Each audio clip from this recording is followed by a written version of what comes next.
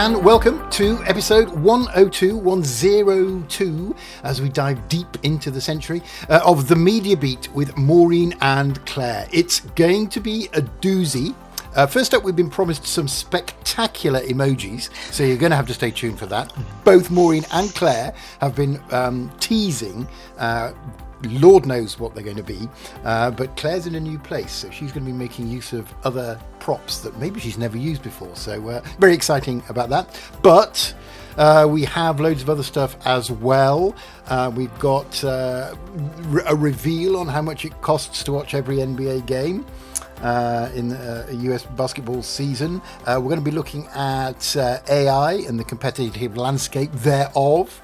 YouTube paying millions, GTA leaks, Bob Iger buying things, and a hack into a gym, which I don't know what that is, but we'll find out later on. But we're going to start, as usual, with a deep dive, a double header, both Maureen and Claire featuring heavily on this one. And what we're going to be talking about is speciality video on demand and aggregator plays. So moving into the world where streamers don't necessarily need their own apps. They can piggyback on others. Gosh, it's a long time since we all sat round the TV on a Saturday evening and watched the Morecambe and Wise special, which is a very English reference. I don't know what Claire and her family used to sit with, some mime show or something, whatever it was. But one of the days where we all used to sit as a family together. And he was wearing a mime, of course, yes. Yeah, that's I right. love that. We've got that stereotype perfectly nailed. But now, of course, we're all probably sat there watching different things, and part of it is VOD channels. But I will probably hand over now to Maureen just to explain a little bit more about VOD and how it works and why it's so big. Maureen.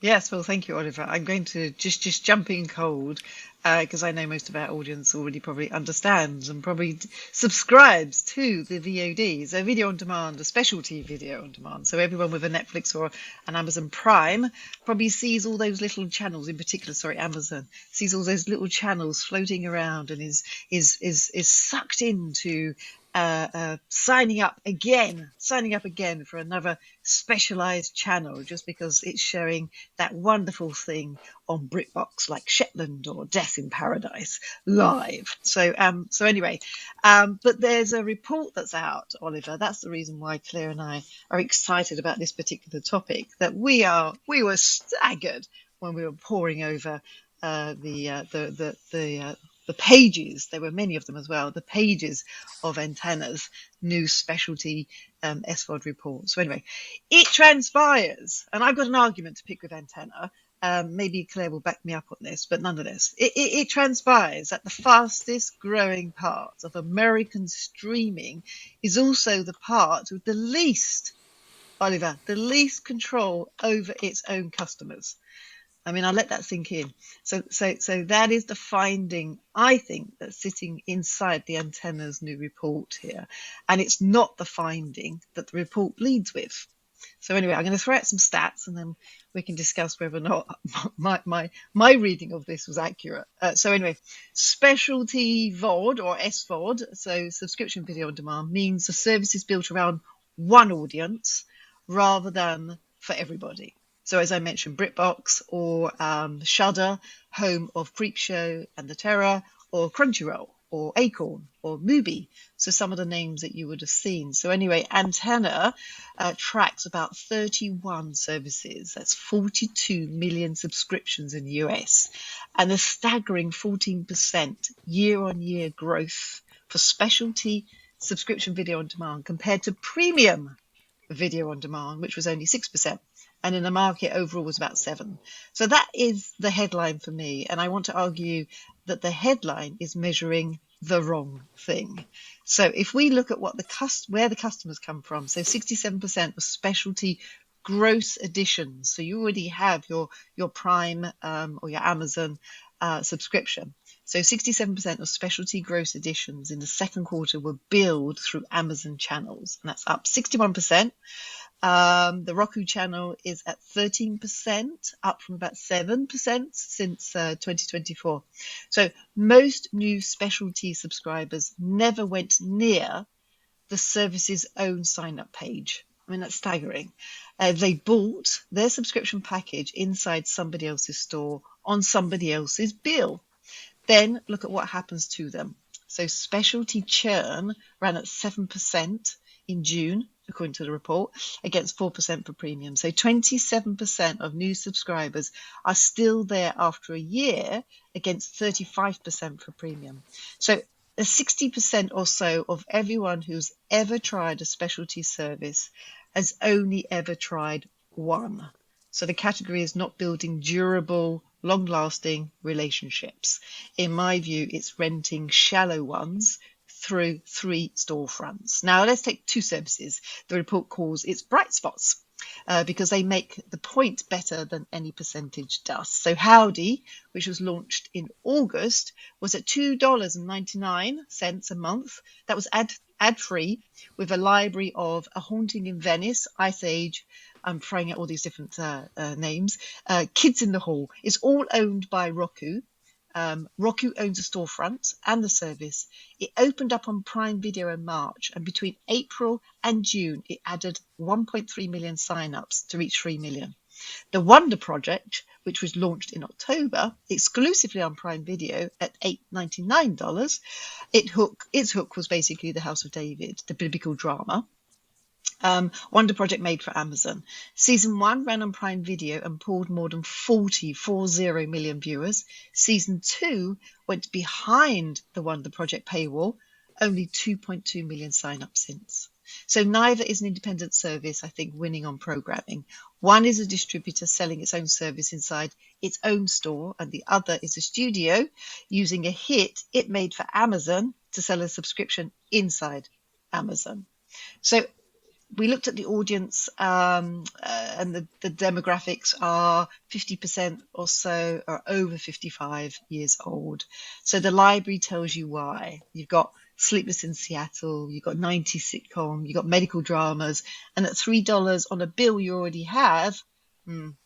So I think somehow, I don't know, the audience is buying niche subscriptions through one aggregated bill. Is the audience that spent 30 years buying niche channels through an aggregated bill? That is not unbundling from my perspective. And I think also one caveat, Antenna sells subscription measurement, and the panel is US only, excluding free tiers.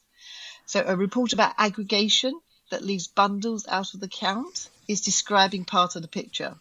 And they also had to backtrack because Bet Plus began shutting down in July, and Antenna had to strip it out of their churn series entirely. So when 67% of your acquisition run through one company, the question is not whether or not your show works, it's what your gross ads look like the quarter that Amazon reprices the deal. So I don't know, those stats, there was a lot of them there. I'm sure Claire will do the dutiful thing of really analysing what's really going on in layperson's speaks. But nonetheless, extraordinary report by an interesting company that is Antenna. But Claire, what did you think? I mean, as you say, really interesting report. And I think you picked up on the main theme, which is those specialty channels traded off control over their destiny, as it were, by controlling the billing, the relationship with the customers, etc., for a frictionless environment where they don't have to deal with any of this and they can focus on programming. I saw a few other things in this report, and I also did a little bit more research outside of the US to see whether those trends were the same elsewhere. So I'll pick some of them. First of all, it's really interesting. Although the report is on specialty VOD, and you've named a few.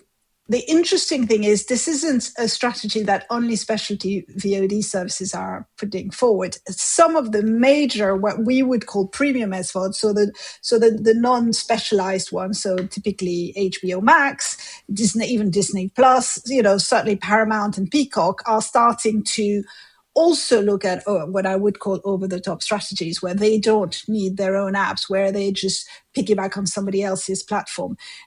Disney has their own app, but everybody else is thinking, you know what, it's quite expensive and technically complicated to manage those, those customer relationships, the billing, the figuring out what goes wrong when something does go wrong, the technical back end, etc. maybe we could just focus on the content and somebody else could manage this. Yes, we're losing that relationship, but does it matter if we have all the stats? Yes, we are, completely dependent on a relationship with a customer, and we'll come back to that because part of the problem is the concentration of the customers. But equally, it's just much easier. It's an easier story to tell our shareholders. It's much less risky. So I think it's an interesting trade-off strategically, and a very different one than the one that we saw when streaming first emerged, and everybody had to have their own app. Now it's like, well, actually, do we really have to own the technology? Maybe it's just much simpler to have somebody else manage all of that. And look, Amazon's really good at technology. Maybe we should use them. Now, it's a very clever strategy by Amazon, and they leaned very early on into this. They started doing those additional channels very early on in their history, and so this is how they've ended up with 2/3 of the market in the US, but also a very strong position in other countries like the UK, because they've offered a very strong position. But yes, it does mean that for these channels, if Amazon turns around and says we're doubling our fees, that's the end of the story for many of them. And so, it is also true that because of the low level of friction, you get a lot of drop off. So you get a lot of people signing up for the first month or the first week, which is always free, watching that movie that you absolutely wanted to see, and then subscribing immediately afterwards. So that, as you said yourself, the churn level is very, very high. But again, I think especially for those smaller, very specialized players like Hallmark, Howdy, etc., the trade-off between this and owning your technology platform is enormous, because I think people really underestimated what a heavy lift that was going to be, and that they're starting to realize that it's much easier to use somebody else's. Now, obviously, and you've said it, essentially, this entirely recreates cable. So, Amazon is the new Comcast, essentially, in the US. And in fact, your Amazon Prime bill, if you subscribe to 4 or 5 channels, is going to start looking very similar to your Comcast bill, perhaps not quite as high. And we'll go back to this when we talk about the NBA later. This whole beautiful unbundling, which was going to be a great deal for customers, not so much anymore. You're still spending quite a lot of money and increasing amounts of money every month. And you are still dealing with one billing relationships, because as it turns out, that's what people want. And I think that's the other lesson here. I think a lot of people are realizing that consumers are getting fed up with the escalation of small bills every month, and that having one general bill that they can manage properly, they can say, I don't want my Amazon bill to be bigger than X, and so I'll cancel this one if I want to. That's a much easier decision-making process for them. Again, the friction is very low, and all of these things make it much easier. So I think we'll see a lot more of this. I did look a little bit at other markets. The one that I think is quite interesting is France, where Canal+, which is one of the established original players, has absolutely bought into this strategy, although they do it in a slightly less frictionless way because they create proper bundles. But those bundles are they are exactly like cable bundles. You have your entertainment bundle, or your sports bundle, or your this, or your that, or your US series bundle. And you do this, and this is the way that most people in France will end up subscribing to those specialty channels, because it's just cleaner and easier. And they've already subscribed to Canal+ for years and years, so it's just the same bill with an additional line in it. Orange, which is the sort of incumbent cable operator, is also trying to do the same thing. They are not succeeding as well because I think they've not got the technology platform. In Germany, it's still super, super fragmented. In the UK, Sky is the only one that's out there trying to do something similar. But again, they have this legacy cable platform, and their streaming platform, which isn't really set up to do this. They do packages, but it's packages of the Sky content. They're not completely embedded the idea of those additional extra channels, so which leaves the field entirely free for Amazon. So I do think Amazon is entirely recreating the cable giant, that they're doing this without the massive cable infrastructure investment. So well done, Amazon. And that they are gaining an enormous amount of power, which so far they haven't used for, to squeeze those smaller players out, but everything is always possible. Roku, as you say, is emerging in the US as a potential competitor. But if you're looking at other Western markets, it really is Amazon slowly and quite quietly emerging as a major player there, which I thought was for me was the really interesting takeaway of the report. I hadn't quite realized their weight in this part of the industry. Wowzers. That's brilliant. That made it so clear. Again, crystal clear. The balance of business, isn't it? Division of labour versus risk of not owning the whole value chain, which is sort of how I summarise some of that. And aren't Amazon clever? And will they squeeze people to get more money out of them? Oh, I wonder. I mean, you could also argue that it happened completely by accident, which often the best strategic decisions do. Sure. So you'll never know, but it turned out that it was really good.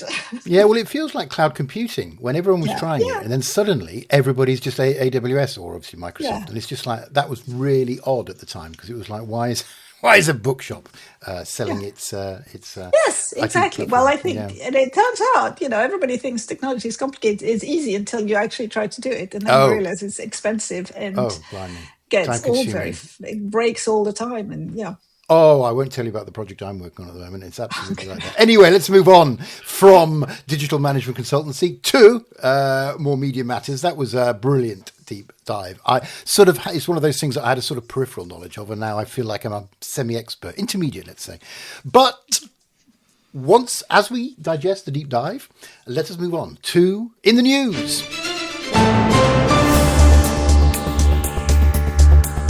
Okay, so we teased this a little bit early on about the NBA. Now, Claire is courtside with a reveal about how much it would cost to watch every NBA game. I don't suppose you ever would because there's so many of it, but even so, it's a frightening figure. Some people would, I think. Yeah, maybe. I mean, it's interesting. So there you go, Maureen might. So you're going to have to spend a lot of money, Maureen. So the NBA rights have just sold for the next 11 years. A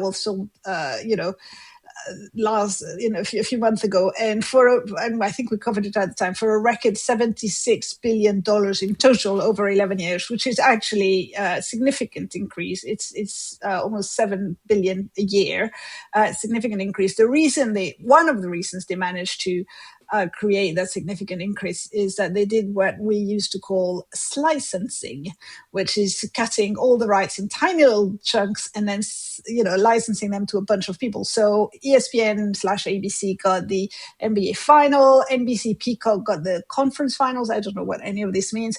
Amazon Prime Video got some of the other conference finals for some of the other years. The NBA Cups, lots of different things. TNT lost. They used to cover all of this, but they don't get it anymore. Now, what does this mean? Beforehand, there was cable.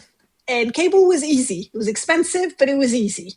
If you had cable, and most sports fans in the US had cable, you got all the NBA games on ESPN, TNT, and ABC with no extra charge, and you ended up spending about $1,500 a year, which is enormous, but it covered everything, and it covered a bunch of other content as well. That was in your basic cable pack. Now that's gone. And actually, we talked about, trying to remove friction. The NBA package now means that there's enormous friction in the system. If you want to watch every single NBA game, you're going to have to spend about $800 a year, which admittedly is still about half of what you used to pay. But you're going to have to subscribe to the NBA League Pass, Amazon Prime Video, Peacock Premium, ESPN Unlimited, and then a regional sports network if you want to see your local team games as well. So that's 1, 2, 3, 4. That's 5 different systems that you're going to have to get to. Then you're going to have to work out which one shows the match that you actually want to see and hope for the best. So we've recreated cable, but with an additional friction level, and I think it's quite dangerous. So yes, NBA has made a very good deal, and they've got a lot of money for it, and good for them. But I think the risk is to disenfranchising. Sorry, is this a word? The fans who are going to suffer and end up paying the bill for something that's going to cause them a lot of very visible pain. Because again, the previous bill was very high, but it was almost painless in that it was integrated. It was a sunk cost. This is going to be very visible for them, that they have to subscribe to all these different packages. What did you think, Maureen? I think I know I'm completely with you on your mathematics there. I will make one caveat though. I think the $800 figure is specific to Los Angeles number, but that means it can be for other cities. It can be lower, or it can be considerably higher. So I think that's probably just that number for Los Angeles. Good. Thank you for that. Yes. Just in case certain listeners come out and say, "Hey, I live in Wisconsin." Exactly. So I think you're absolutely right. I think the fragmentation of selling the rights, that's not a failure of the market. I think these things have happened, across all different sports, from cricket to baseball to now, the NBA. But it is the product that the league has sold. But you're absolutely right. I think it's going to really peeve or disenfranchise the viewers, the people who want to watch this, and given the fiscal tightening, given the issues that we see, particularly in the US, I think there's going to be a big backlash for sure. But it's a lot of money. But it's interesting. You said 1,500, which was the annual, but that included all sports, didn't it? It's not just It was a full package, exactly. Basketball, so it's still a significantly high. And it's a very visible cost, visible. And I think people underestimate the psychological importance of having these very visible bills every month when you are in a cost of living crisis. Yes, exactly. Yeah, very interesting. It's half the price it takes to me to watch every Tottenham Hotspur home game. So it seems like brilliant value. But you're right. $800 to see every game. Anyway, that was good. So Maureen, where are you today? You're outside Anthropic HQ because who's winning the battle of the Gen AIs? Is it ChatGPT, or have we all gone Claude? Well, I'm actually running across to the OpenAI's offices. They're not far. They're not far. Not very far. In San Francisco. I'm just running across the road because I think OpenAI, have had such a bad 4 weeks. It'd be interesting just to pick up on what they are doing or not doing, as the case may be. But you're absolutely right, Oliver, to compare it to the Anthropic folks.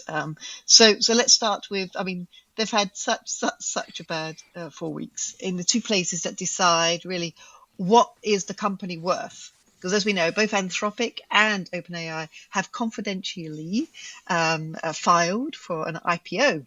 So their numbers have got to look strong. But let's start with revenue. So Anthropic has come out and told investors that its annualized run rate has passed $65 billion at the end of July, on a second quarter revenue of around about 11.5 billion. And it's just interrupt, Maureen? Annualized run rate for those non-financials amongst us means that you take the quarter revenue and you multiply it by 4, which gives you what, ideally based on your quarterly revenue, what your annual revenue will look like, if I'm correct. I was going to ask. Correct. You are totally correct. I apologise. At least I didn't say ARR.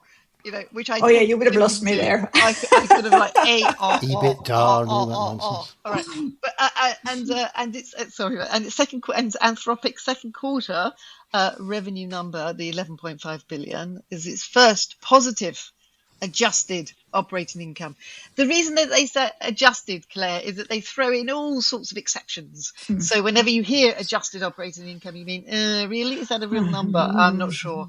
And if you compare it to OpenAI's run rate, which is 40 billion, so 65 versus 40, according to an internal note from Greg Brockman, not the CEO.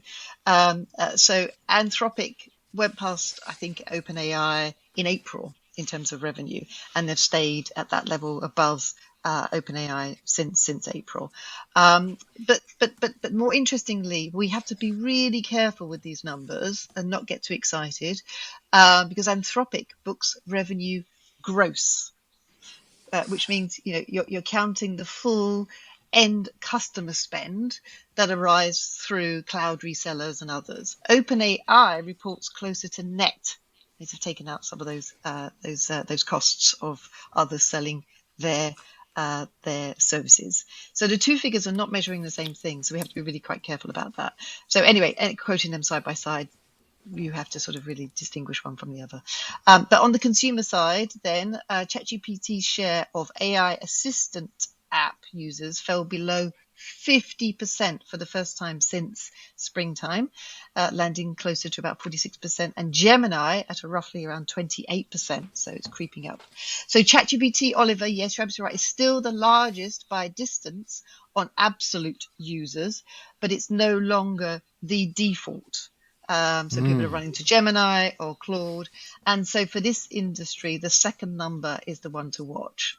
So every content licensing deal signed with OpenAI in the past 2 years was priced against that single dominant front door to AI, i.e. more users flocking to ChatGPT.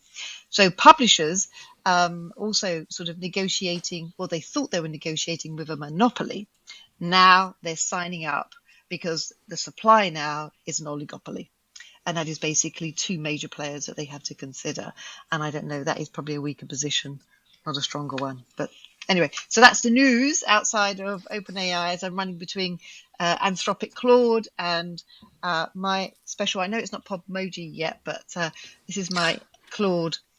Oh, lovely. Yeah, Oh, that's so very good. cute. It's sort of even throbbing slightly. I've got lemon and lime. Lemon and lime. Yeah, you get no bonus I get no extra points for that. Oh, right. 0 points. I feel like well that's done. cheating. I wasn't ready for that. Yeah, exactly. I mean, I think you've summarized it. I did pick up on a few things. First of all, Gemini. Gemini was 5% a year ago and has gone up to 28% this year in terms of consumer use. And they've done this by plugging into all of the Google infrastructure for sure, but they've also done it by being completely free. Free image creation, free unlimited searches, etc. Whereas ChatGPT has tried to create a paid tier for their consumers. So that's an interesting conundrum for OpenAI, because in parallel, Claude is winning because of their enterprise contract. So, Gemini is winning. Claude doesn't have that many users compared to the others. There's 30 million users, sounds big, but it's not actually that big. OpenAI has 1.1 billion.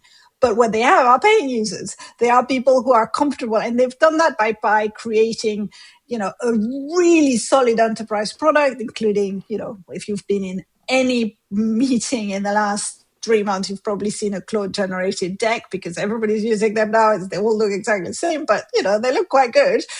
So they've done so much to make the enterprise system solid, which OpenAI again have been sort of stuck in the middle between their enterprise solution push and their consumer play, and as a result have been not overtaken yet, but certainly there's some very strong competitors developing, and competitors that have established things like a real foothold in consumer products with Google, and a real solid foothold in enterprise products with Claude that OpenAI seems to have not quite done yet. And so there are those who wonder whether OpenAI is the Twitter of the AI world these days, that, at some point felt like a utility, but somehow got taken over by other systems. I don't think we're quite there yet. It's very early. I mean, things move so quickly in this world, but it's certainly an interesting signal. And as you say, Maureen, we've moved as much as when we were talking about specialty VODs, we were talking about, very much dominant position from Amazon. This isn't the case for OpenAI anymore. This is at least a three-headed play, and possibly more with, the Chinese players, etc., coming in as well. So very interesting. But thank you, Maureen, for explaining the difference in the revenue definition. I think those numbers get quoted at the top level and nobody really understands them. And it's really important to understand how they're calculated. It's not just the fluffy bits of the media world that we deal with. We deal with the hard numbers as well. And that's one of the things that makes us unique here. We do the creative, we do the business. We cover the lot. Thanks, Maureen. Thanks, Claire. That was interesting. Golly, I'm a fan of Claude. I use it every day. It's unbelievable. I used to be a coder 40 years ago, and now I'm a coder again, now that someone else does it for me. And all I have to do is debug it. Absolutely amazing. I'm amazing that how few users there are in comparison actually to ChatGPT, but there you go. That was wonderful. We have one more story about YouTube. Actually, just explain the story, Claire. What's going on with YouTube and Netflix? YouTube is bringing out the carrot and the stick to deal with its creators and trying to have them not run to Netflix and sell content there, which is really interesting. They're offering direct program financing where YouTube actually funds the production, new revenue sharing deals, which cuts the creators more advertising revenues. And for top creators, this could be really quite big.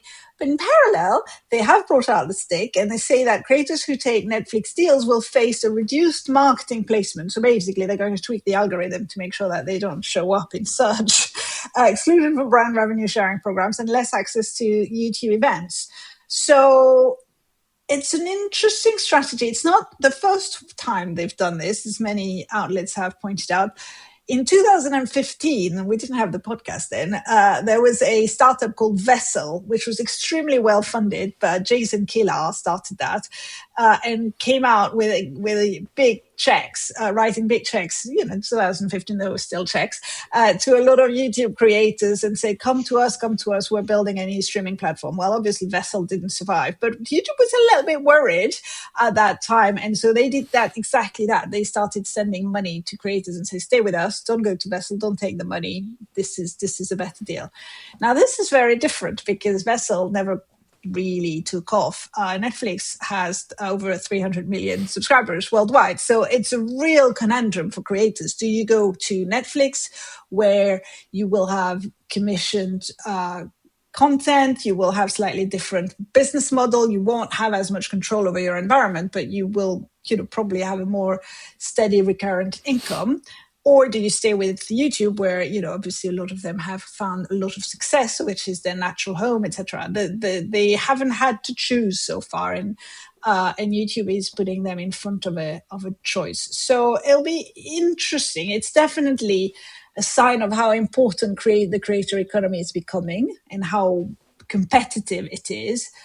That's the story. What did you think, Maureen?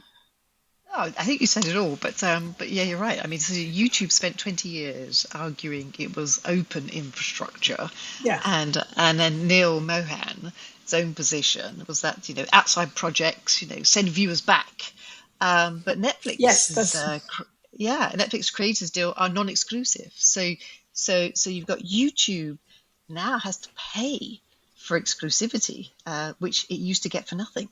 So it's interesting that somebody has now put a price on being the default, and it's going up as well. So it's fascinating to watch. This is going to be fascinating. I will say that for Google, that money is a rounding error. As opposed to Netflix. It's important to remember that. We forget that Netflix, we've just talked about Gemini. Compared to some of the money that's put into Gemini, literally, this is the change that's at the bottom of the drawer. But still, it's a very strong market signal that they've, apart from that one time in 2015, they have resisted. They've pushed against doing this. So it's a big U-turn for them. Okay, thank you very much. That was a great end to In the News.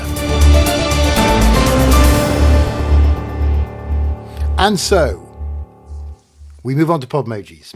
Yes, the glasses have come out. Look at the glasses. It's just a slight thing that didn't come up in rehearsal is that I can't read my screen now. So I don't know what's going on. Oh, yes, I remember. We're going to start with Claire on this one. And by golly, if these podmoji props aren't good, there's going to be trouble. Yes. So I'm such a square. I didn't know what GTA meant. But anyway, for those who don't, it's a game called Grand Theft Auto, which is about, I don't know, stealing cars and stuff. But GTA 6, there have been leaks. Claire. There have been leaks. There have been quite a lot of leaks. And GTA 6, just to understand, is the big gaming launch, AAA gaming launch of next year. It's been delayed lots of times. It's finally supposed to launch in November 2026. The studio that's developing it, Rockstar, has really tried to keep it under wrap and make it a very confidential project. And then suddenly leaks of a high quality gameplay footage. And apparently the stated motivation of the leaker is a protest against Rockstar's digital-only pre-order strategy, which is interesting because we talked last week, didn't we, about Sony moving away from physical games, and it's exactly what the gamers are protesting against there. Now, the interesting thing about that is, first of all, when it happened, Take-Two, which is Rockstar Take-Two is the studio, lost $2 billion in market value when the leak happened, which is kind of crazy in terms of money, but they've actually recovered it entirely. And if you look back at it, this is obviously a real leak. I don't question it, but it's a pretty good marketing campaign as well, because suddenly GTA 6 that we've been waiting for, not we, but people have been waiting for forever, but I have sort of forgotten about because there's been lots of other things happening. It's suddenly back in the news everywhere. Everybody's talking about it because of the leak. So I would say it was quite good free marketing in the end, although perhaps the shareholders of Take-Two may not have felt like that during the few hours where it lost a lot of money. What did you think, Maureen? Oh, sorry, Podmoji. No, oh, my goodness, Podmoji. Yes. Okay. I'm in going a different to location, but all sorts of tempting things. Scrutinize this story. I might have to reuse this one. It's a good one. Yeah, I was going to say, scrutinize the story a bit because, a conspiracy theorist might think that this is a very clever marketing campaign. I don't think that, but it could be. What did you think, Maureen? Yeah, I love that. So I love the person's name. So it's Cyber Leak. And he spent a week sort of publishing footage from what appears to be a kind of live build, and then each clip gets cleaner than the last, and then it's all watermarked, and he's got his own sort of meme, he or she has got his own meme coin as well. So is it the pre-launch? Is it just part of the launch? I don't know, but it's quite amusing. It's quite amusing. Yeah. Serious, but quite amusing. So I put together a very serious Podmoji. Oh. I spent at least, many hours thinking about this. So I got my own. Oh, very good. God, what the hell is that? It's a leek. Oh, golly, a leek, as in the vegetable. Leek. It was literally called leek as well. It's a sleeping bag. It's my leek. Yeah. Right. Yeah, oh, very good. Goodness very good. Gosh, that's a relief. Well, that was. I mean, the fact that you put actually effort in creating your own Podmoji is making the scoreboard flip around like a. We do a lot of prep. We do a lot of prep for this show. Yeah. Oh yes. Hours. That's very clear. Hours. That's very clear. It's prep that looks like this. Let me just. There we are. Right, good. That was lovely. Interesting story as well. Yes, the next one is, so it goes to you, Maureen, obviously, is Bob Iger just going out shopping and buying the Lakers. Of course. With some of his loose change. So, yes, of course. So Bob Iger and Josh, not Jared, Josh, the younger brother of the Kushner family, I should say, are buying the Los Angeles Lakers. Because it's all basketball today, look, at a valuation of $5 billion, $12.5 billion, which is a record for US sports franchise. And they're buying out another investor that sits in there, Mark Walter, who paid $10 billion for control just over a year ago. So that was $10 billion just a year ago. But Bob Iger's own account was they did the deal in 3 days. Wow. So here's a number to sit with and think about. So Iger spent 2 decades at Disney buying Pixar, Marvel, Lucasfilm, Fox, and the franchise he bought 5 months after leaving is valued more than most of what he had assembled. So I leave you with that. So I know sports assets are now priced above studios that carry them, but that's kind of interesting just to sort of sit with that number. Anyway, and my podmoji, of course. And what is it? How are you going to beat the leak? Basketball. Yay! Whoa! She Is that was stuck on a ready for stick? that Anna? one. Yeah. Wow. Maureen, absolutely. The scoreboard is whizzing around like a whirling dervish, I think is the right expression. Come on, Claire, you can pull this back. Yes. Look. Nothing but net. Oh. That's right. That's the expression. I checked it. Yeah, nothing but net. Is excellent. That means it doesn't touch the circular thing. I don't know what it is. It's a slam dunk. I mean, to be honest, it's a nice emoji. Do I agree with it? I don't know. I think he just wanted something fun to do. I'm not sure. I think it's overpaid. I mean, I see what he's seeing, which is sports rights, as we've just said, are valued at more highly right now than they have been ever. But do you buy at the top of the market? I don't know. This feels like the top of the market. Maybe it's not. Maybe there's a lot that I don't understand about sports rights. So, I don't know. It sounds like a very rich man who really wants to own a basketball team. And can afford maybe it. I'm being cynical. And can afford it So in 3 might days. as well pay above. Yeah, if you can pay above the odds and you've got the money, why don't you? By the way, I think...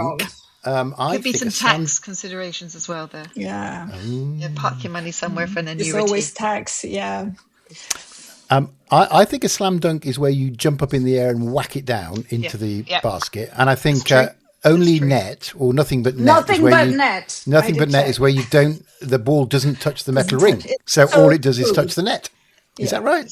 I mean, I do think it's a very smooth narrative for Iger, his post-Disney narrative. It's a nice story. It's very, it makes him look good. But whether it's a good deal long-term, nobody cares because everybody will have forgotten in about 6 months' time. Yeah, and he hasn't had to borrow money to buy it. Let's go on then. So here's a curious story. Claire, I'm going to let you explain it. The headline is AI agent hacks into gym. By the way, a gymnasium, not a person called James. No, a gym. Yes, exactly. So this is what happened. This is a story in Australia. Andrew is the guy.